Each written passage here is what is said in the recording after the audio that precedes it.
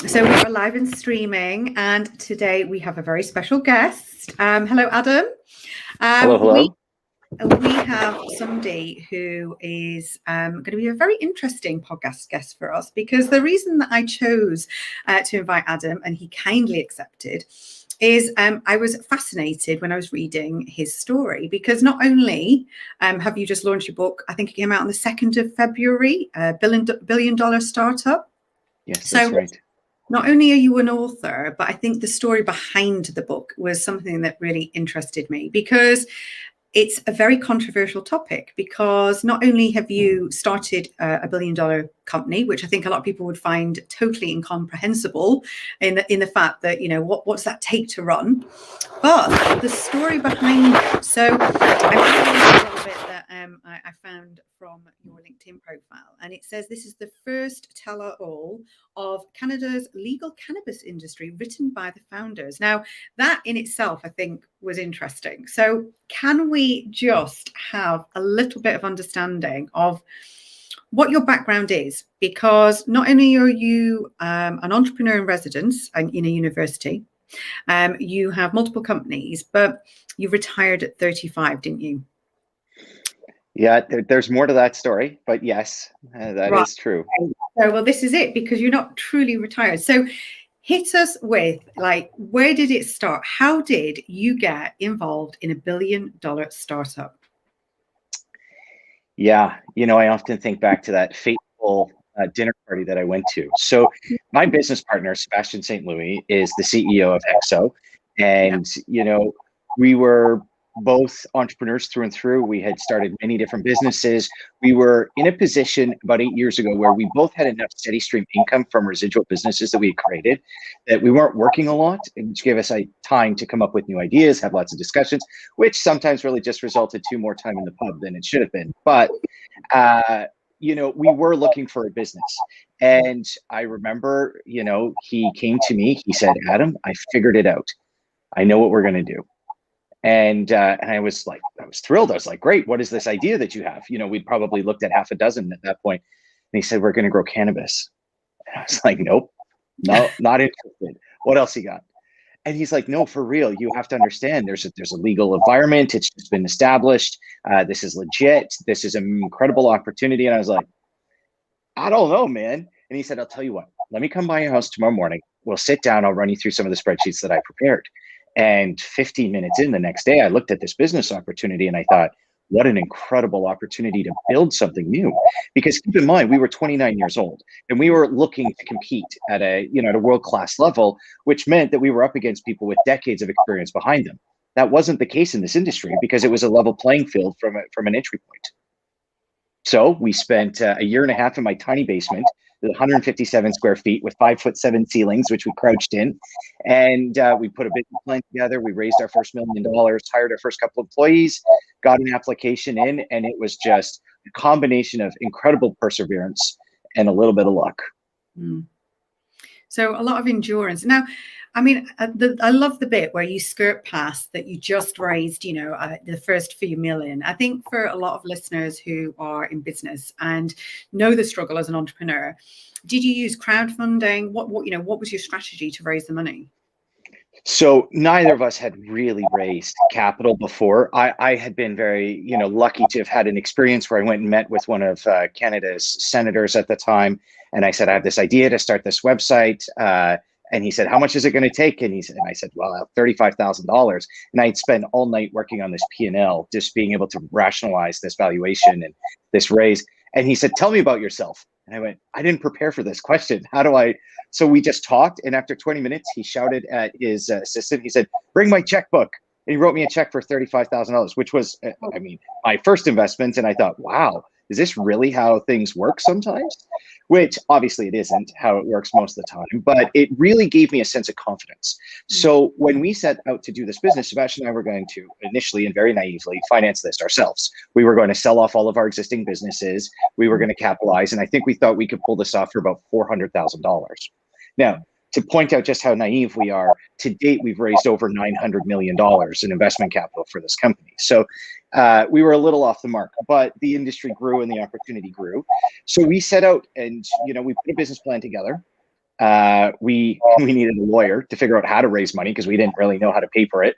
I remember calling a series of lawyers that I Googled, and one of them, after a while, because they were all like, a couple of weeks, and we were like, no, come on.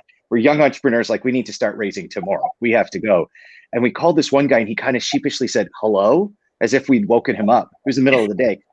And I said, is this the law firm? He says, yeah. And I said, well, we want to raise some money. We've got this business idea. I said, how quickly could we put this together? Get some term sheets. And he said, well, if I don't sleep, I could probably have it to you in 2 days. We were like, you're hired. You're our guy. So we put together these term sheets. And then with the paperwork, we said, okay, how do we raise money? And honestly, like $1 million was more money than either of us had ever had in the bank before. But it was from mostly $10,000 and $15,000 increments from our family and friends. We didn't have any wealthy family that could write a big check.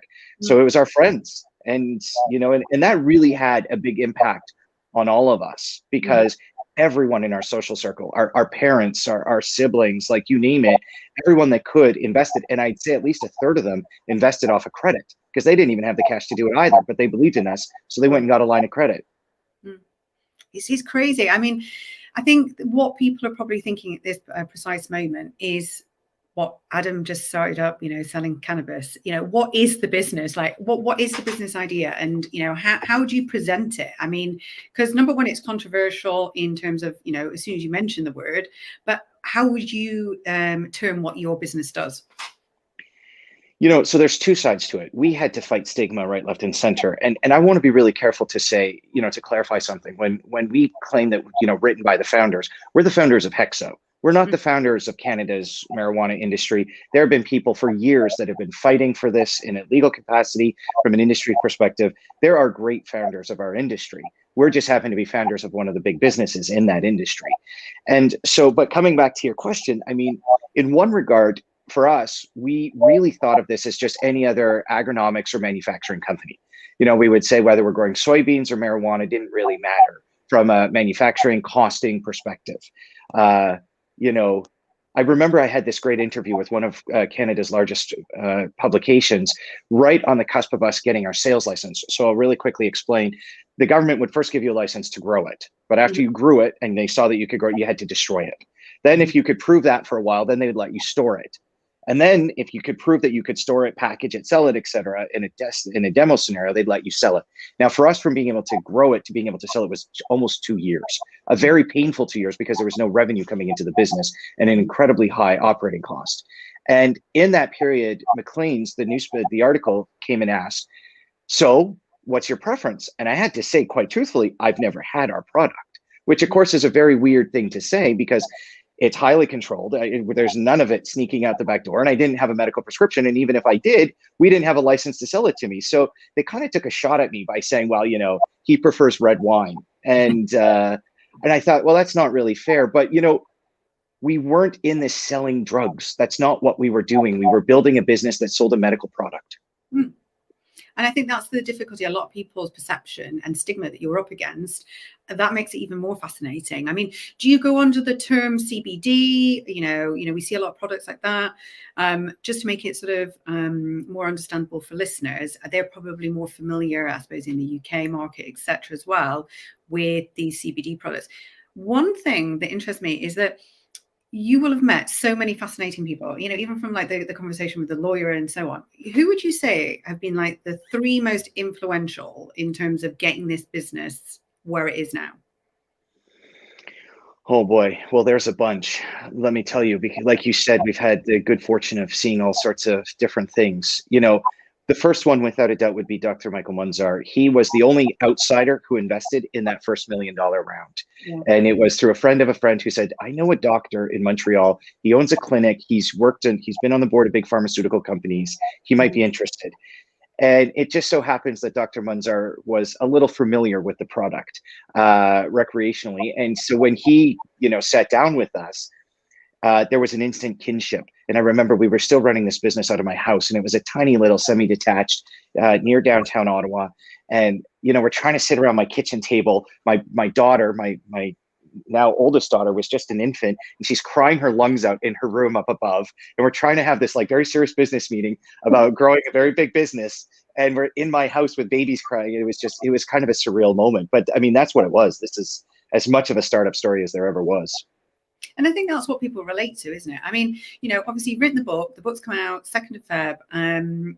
What is the book about? I mean, obviously it's talking about your journey, but what's the biggest reason, that someone wants to go out and buy this book?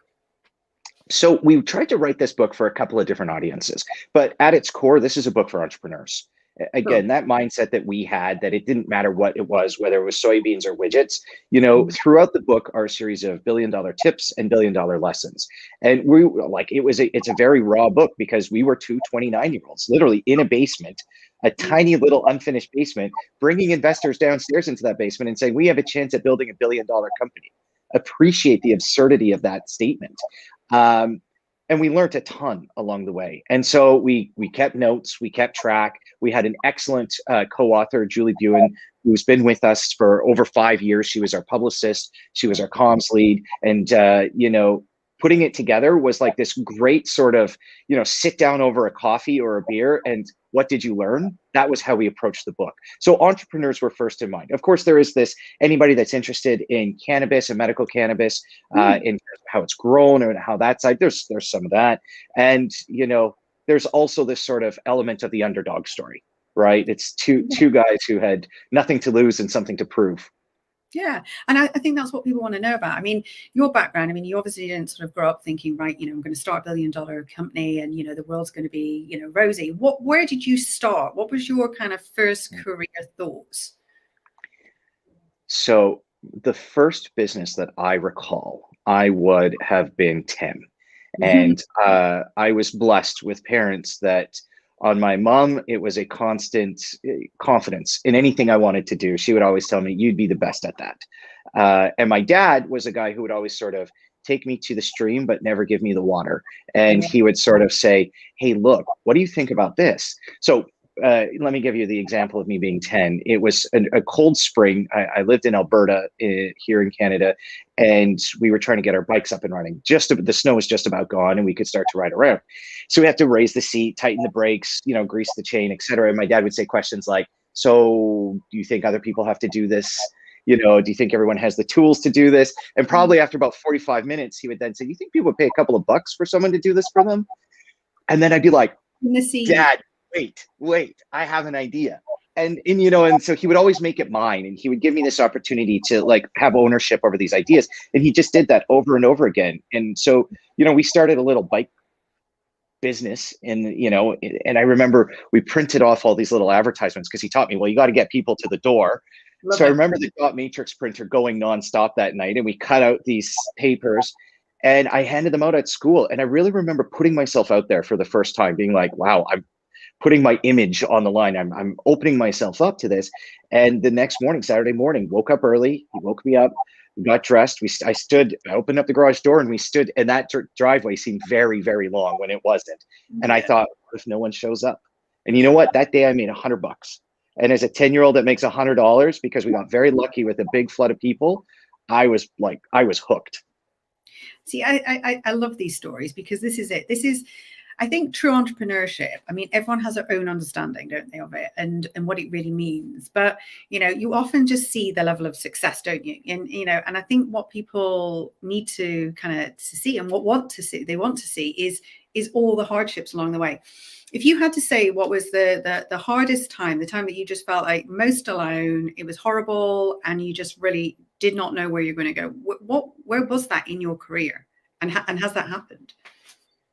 Sure. So that would have been during, building HEXO. And I think we talk a little bit about this in the book.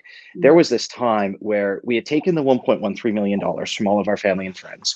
Yeah. And, there was literally like, if Sebastian mortgaged his house, I put every penny of savings we had. Neither of us were taking a salary. Like, we had everything on the line here. And I remember that whether or not we would get a license was in great jeopardy. There was no certainty. We were continuing to spend money. It didn't look good. We were having issues with regulations all up the way. We didn't know if the city would give us a municipal business license, because it was cannabis. And there were all these questions. I remember it was the worst part for me. There was this moment where I thought, maybe we do need to think again about this. Like, there's a little bit of money left over. Maybe we should just take it and pay back pennies on the dollar to all of our shareholders to at least do right by them. And Sebastian and I were always working together constantly, and it was either in the basement or the pub down the street. And it was the first and only time that we got on a call first thing in the morning. And I said, man, I'm really like, I don't really know what we should be doing here. I think we need to think about this carefully. And he drove over to my house immediately. He only lived 10 minutes away. And we had coffee upstairs in my living room. It was the only time we ever did it. And it meant like, it was like a serious deal for us to do this. And you know that analogy where you're lost at sea and one of the parents just has to keep rowing? On that day, it was Sebastian who kept rowing, and he looked at me and he said, full of BS, he said, we are going to do this and we are going to make this work. And that was exactly what I needed to hear. And so it was that, you know, we just kept pressing and we kept pushing and we didn't stop. Wow. And, you know, I think when you think about your journey, I mean, every entrepreneur has a slightly different story. What was your sort of background? Where did you grow up in terms of, you know, did you come from an affluent family? You know, where would you say you sat? No, we definitely did not come from an affluent family. My parents had to work very, very hard. In fact, I spent most of my childhood in a small town called Two Hills, Alberta. Fun fact, there's really only one hill. The river ate the other one over the last 100 years.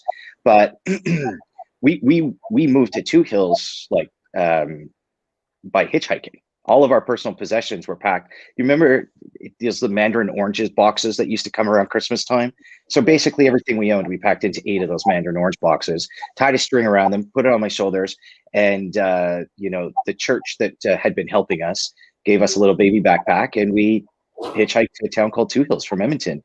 And my dad walked up to a construction site. They were building a hospital. He was very young. He said, can I have a job? They gave him a job, and he ended up working there for 10 years after that hospital was built, and made his way to becoming a journeyman electrician, and was able to do exactly what any parent needed to do, which was provide for his kids and create opportunity and instill upon them this sense of, you know, opportunity to take on the world. So, you know, for us, it was a struggle. But one of the nice things about that is that coming from nothing made it very easy for me to bet everything. Because I think people are always afraid of the other side because they've never experienced it. Yeah. And I thought, well, hell, if we lose everything, I mean, I've been there. I know that, like, that's okay. We can do that. We can survive. Yeah. So would you say that gives you more of a kind of element of being a risk taker because it's like all or nothing kind of thing? 100%. Yeah. So if we think about then your entrepreneurship entrepreneur in residency, how did that come about? I mean, because that's a pretty nice accolade to have, where, you know, you're giving something back, aren't you now? You know, how did that come about? You know, one of my favorite things to do is to talk about business ideas, and if I'm being really honest, it's what I like to consider adventure capital, or at least that's what my investment company does, is adventure capital, where before you have a bank account, before you have a real business plan, I want to talk to and see what you've got, see what it is. And those are the companies I like investing in. And so a logical extension of that was to work with students, not just business students, but students of any kind at a university that were exploring business ideas. So luckily for me, I had gone to a university in British Columbia called Thompson University in Kamloops, and I was invited back to come speak to the group, to a group of graduates, and that led to a couple more conversations. You know, my family goes back in Kamloops on my mom's side 5 generations, so I've always sort of stayed in touch. And the dean of the School of Business and Economics was very kind. He, in fact, was in Ottawa for business. He came over for dinner. We had a great conversation. He said, you know, I think we can do something here. He said, we've got a lot of students with a lot of ideas, and I think they benefit from hearing from you. So, you know, we put this together. You know, Michael Henry, the dean, is really a visionary at these sort of new roles and really making them impactful. And I get to speak to classes all the time. You know, and it's always about experience. Like, I'm not here to profess. I am not an academic, but I can share my experiences. I can share what I learned, mostly through failure. And I get to work one-on-one with students, often even staff. I'll do open office hours at the university. And I remember one time, one of the other dean's assistants knocked on the door and she said, do you have 10 extra minutes? I actually have an idea I've been exploring myself. And it's like, come on in. I love that. It's a perfect gig for a guy like me who likes talking about business. Yeah, because we've seen a huge rise of what we call the employeepreneur, the person who is in a job, but is passionate about an idea. They've got something they want to do. And, what advice would you give to either someone who's in business today, looking to start a business as an entrepreneur, if there's one piece of advice that you wish you'd had like 10 years ago, what would it be? Okay, it's clear as day for me. There's nothing wrong with being an employee slash entrepreneur to figure out what that move is for you. But once you've launched onto your idea, the only way to make it work, I'm going to sound really old school here, is to go all in. And I mean all in. If your mortgage doesn't depend on your business, the odds are against you, right? This isn't mine. This advice is something that was given to me by one of my great mentors. And I remember I was just a young university student, and he had built many successful companies. And he said exactly that to me. When you find your business, he said, you make damn sure that your mortgage depends on it, and you have to go all in and you work relentlessly. And I think there's this combination that comes from it where if your mortgage or whatever your lifestyle is that depends on that business, you will work relentlessly, because I promise you, when you're sleeping or resting or doing something else, your competition is working harder. And I think as an entrepreneur, your mind is always, in that. I think that's the big change. I mean, we've seen during COVID, a lot of people who've decided to start up their own businesses. It's a brave move. If you could give any resources or, books or references that you've used in your career that you think would help others, what would they be? Well, I mean, if I'm being honest, I had the pleasure of reviewing your book last night. And thank you again for sending it to me. But I mean, COVID in particular, right? Digital marketing has always been incredibly important.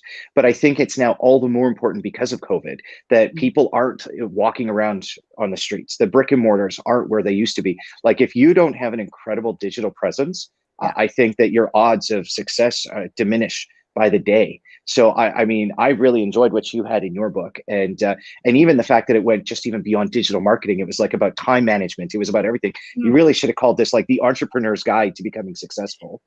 But I think that is my biggest advice to anyone. If you're going to start a business, there's two things. Really make sure your online presence is everything, because right now that's how businesses live or die. But two, don't be afraid to do some market validation. People often think that like market sampling, testing, validation is something big companies do. If I may, I'd love to share with you a quick anecdote. I had someone reach out to me who had asked for a small investment, 35 grand, because as a photographer and video maker, they realized that, and this was about a year and a half ago, that there's this new technology that was going to revolutionize and everyone was going to be using it. And he said, you can't rent it anywhere, and people like me can't all afford to buy it. So I want to go start to buy some of this equipment, and then we're going to rent it out. And I said, I'll make you a deal. I'll give you the 35 grand that you need to get started if you do one thing for me. For 30 days, I said, what's your go-to-market strategy? How are you going to advertise this? And he said, honestly, like what we do in our trade, it's mostly Craigslist and Kijiji for this rental stuff. I said, great, even easier.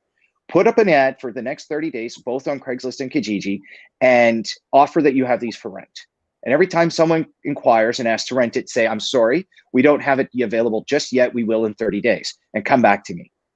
And 27 days later, the guy came back to me. He's like, oh my God, thank you. He goes, 2 people reached out. And when I told them what I was thinking about my price, they both immediately like turned around. He goes, thank God we didn't do that. And think about that. Like, for such a small business, the power of a little market test. I really think that more entrepreneurs could get into that habit of testing their product and service before they invest all this money into trying to make it real.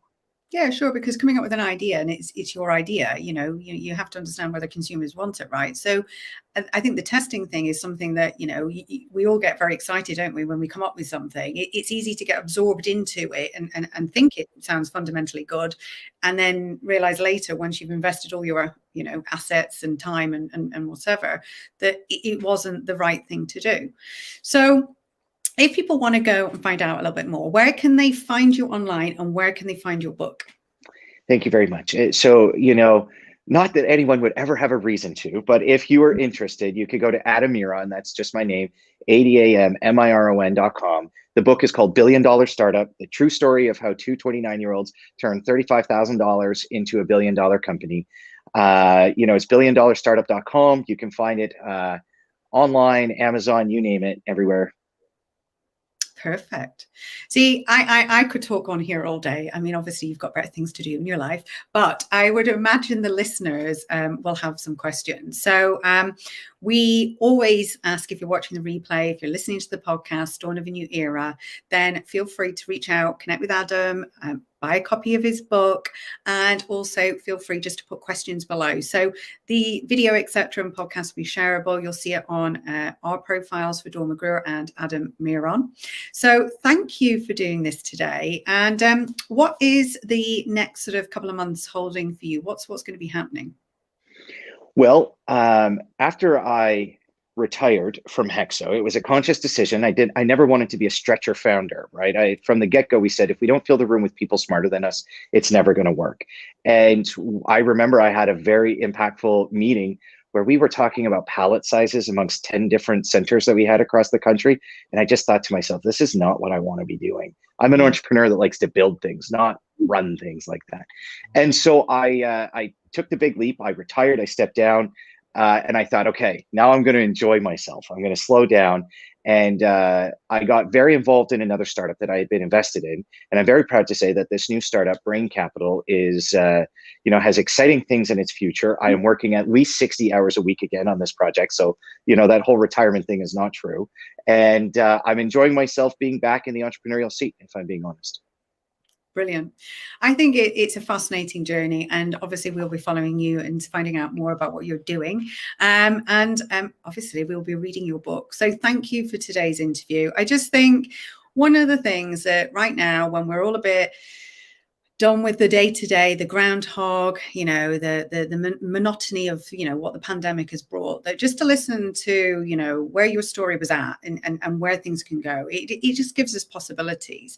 Is there one phrase or saying that you always hold dear to you that we can leave the listeners with? Fill the room with people smarter than you and get out of the way. Exactly. Well, on that note, we're going to love you and leave you, but thank you so much for that. And it was fantastic to hear your story, and we cannot wait to find out more in your book. So remember, guys, $1 Billion Startup is ready to buy right now, and you know where to get it. We'll put the links below, and you can check out Adam Miron's profiles too. Take care, everyone. Thank you.